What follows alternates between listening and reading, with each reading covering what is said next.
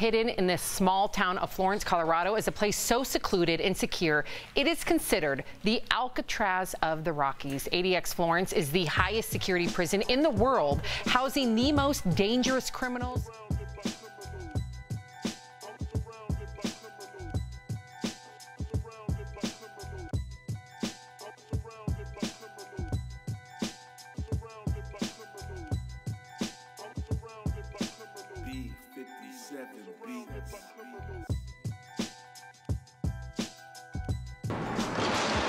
Officially, its name is the United States Penitentiary, Florence, Colorado. But inmates know it simply as Supermax, as in super maximum security.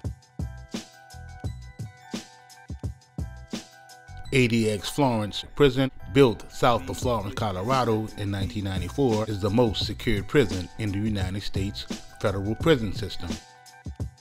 It is also home to one of the most notorious gangsters to ever walk the streets of New Orleans, Gennero Meatball, aka Meatball. The behavior of inmates is what drives their placement in ADX Florence. Extremely violent, predatory, and escape-prone inmates are sent to ADX Florence. ADX Florence was specifically designed to house the most notorious and dangerous inmates in the system. What puts you in this facility isn't so much the crimes that you committed on the streets, but the behavior displayed once you have entered the federal prison system. Over 90% of the inmates in ADX Florence were already in the federal prison system. Let's run it about how Gennero Meatball Author landed himself in the federal prison system, which he would later be sent to ADX Florence.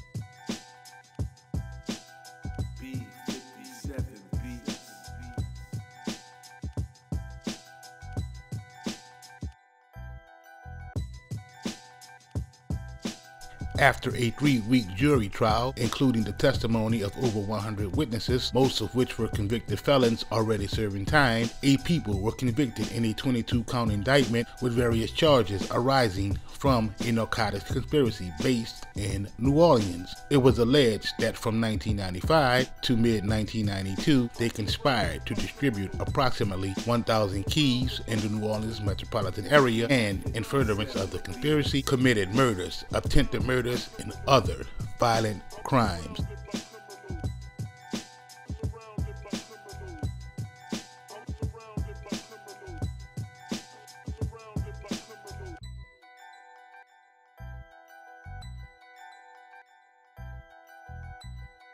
Gennero Author, aka Meatball, was convicted of violating 18 U.S.C. 924E1, which punishes any person who uses or carries a firearm during and relation to any drug trafficking crime. Meatball's conviction was in relation to possessing a loaded Mac 11 and a loaded Mini 14, both of which were recovered from his vehicle after a police chase, as well as a shooting that took place on the Earhart Expressway, which you now know today as the Earhart Expressway ambush. Let's rewind. Coming up as a youth in the impoverished environment of New Orleans, the Calio Project to be exact, Gennero Author longed for the finer things in life. Often ridiculed because of his small stature, Gennero would grow a deep, dark hatred inside. Per the 2004 news article, A Battle Without End, as part of a 3-part series, Cycle of Death, written by Michael Pearlstein, Gennero earned the name Meatball from returning to school with a bad haircut, as was told to Michael by Charlie Smith, aka Big Charlie C, a long-time Calio Project resident turned law enforcement. Meatball, who felt he was too small for sports, didn't engage in any of the sports activities in school or in the project.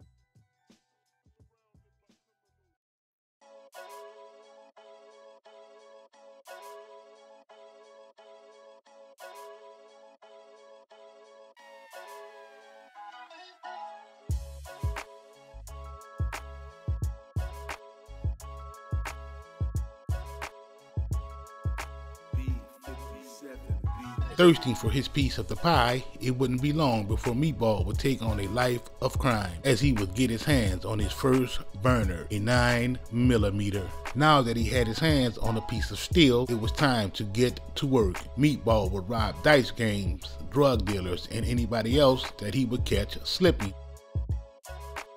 Before long, Meatball had earned a fierce reputation in the mean, grimy streets of New Orleans. This was during the era of that hard. Thousands of people all over America had fallen victim to his clutches, which would be the case with Meatball as he was struggling with dependency. It was this dependency that would intensify Meatball's viciousness in the streets. Robbery, extortion, hits, etc., etc. Contrary to popular belief, Meatball was never a big-time dope dealer. Meatball was a certified killer and jack artist, and everyone knew it. Infamously known for using the phrases "drop it like it's hot" and "this is a robbery, don't make it a murder" when he would go with the move on his victim. This was all going down during one of the most infamous street wars in the history of New Orleans, Mets versus Scully. There had been 88 killings in the Calliope projects over the past 10 years. It had gotten to where the NOPD would chalk up 3 out of every 4 murders to drugs. Many residents of the Calliope say it started in 1987 when the first shot fired in the Calliope's drug wars would claim the life of Sam Clay, aka Sam Scully. Scully's execution-style killing was the beginning of a long trail of murder that would send dozens of young men to early graves and dozens more to prison.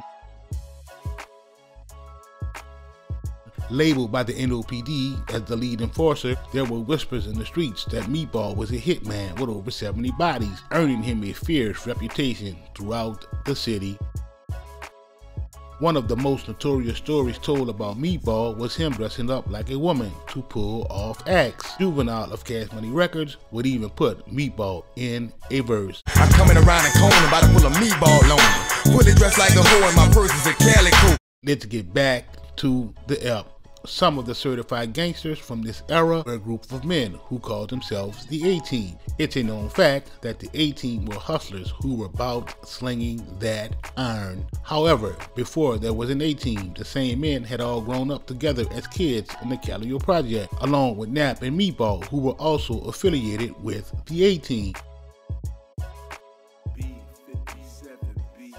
Bloodshed was flooding the streets of New Orleans. The violent and deadly war had taken several lives, with the exception of Meatball and Nap. Meatball's name had become so notorious in the streets that he would even be implicated in the murder of Sam Scully. Let's move on. On April 5th of 1990, at or about 3 a.m., Donna Ellis, Michael Wilson, Ulysses White, Fernandez Steele, and Wilford Carr, while driving the Earhart Expressway in the eastbound lane, would all fall victim to a shooting. Donna Ellis lost her life on the scene. The other 4 victims were all transported to nearby hospitals.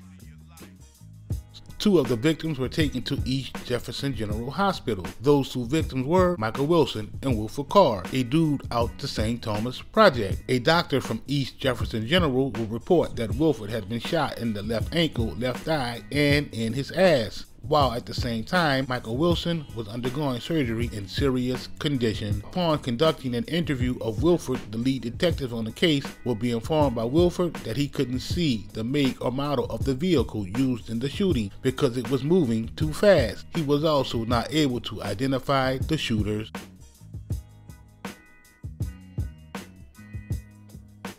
It wouldn't be long before the streets were buzzing with rumors of Meatball being one of the shooters, further adding to his reputation in the streets. Although Meatball was no stranger to the streets and what came with them, an event would take place that will forever change his life. That event was the murder of a young teen who was beaten with a baseball bat and burned alive. It is this homicide that will torment Meatball forever.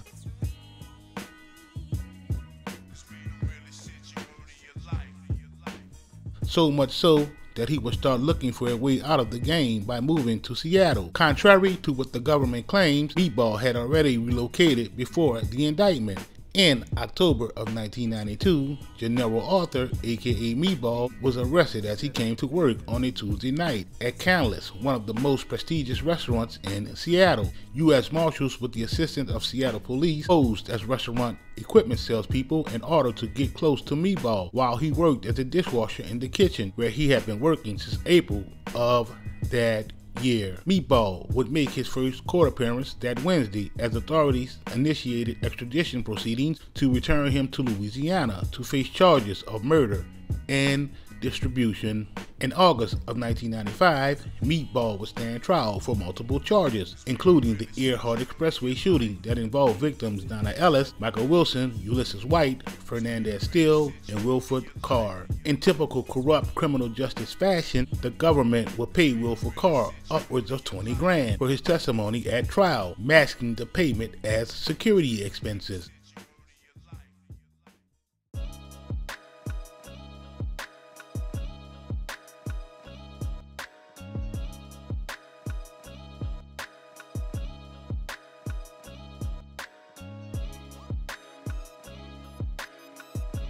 During trial, Wilford would change all of the statements that he had initially given the Jefferson Parish Police Department. When asked was he interviewed by law enforcement after he had been shot during the Earhart Expressway ambush, Wilford testified that he did not remember talking to anyone at the hospital the night of the shooting. He would further go on to testify that after the shooting had stopped, he looked up and saw Marlo Hamstetter and Meatball, each armed with choppers, hanging out of the window of a black Ford Taurus station wagon, which was a total contradiction to the initial statement that he had given police. Meatball would ultimately be given a life sentence.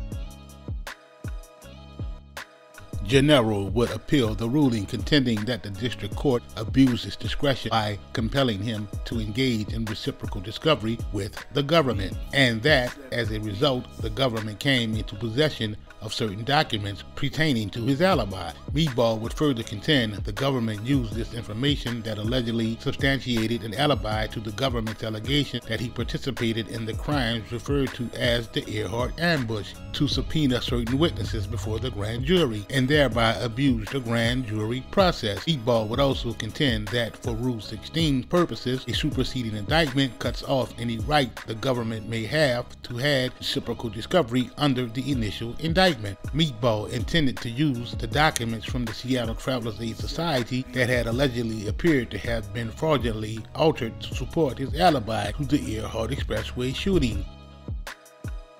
The government would state that Meatball's claims fell well short of the burden necessary to rebut the grand jury's presumption of regularity. The district court's ruling was not clearly erroneous and would not be overturned.